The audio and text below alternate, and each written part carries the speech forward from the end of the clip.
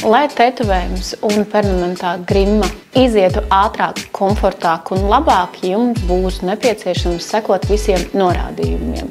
10 līdz 14 dienas jums nevajadzētu apmeklēt saunas, pirtis, basēnus, kā arī peldēšanu atklātos ūdeņos.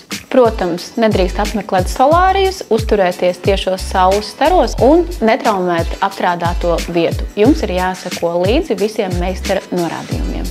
Ja jums ir jautājumi par dzīšanas procesu, jums ir jāgriežas noteikti pie meistara. Galvenais pats uz savu galvu, nedrīkst ārstēt apstrādāto vietu. Pēc procedūras var parādīties apsārtums, kā arī reizēm zilumi. Viss ir atkarīgs no tā, cik jums ir jūtīga āda. Tādēļ arī dzīšanas process ir katram individuāli. Atceramies, ka katrs organisms ir ar savu specifiku.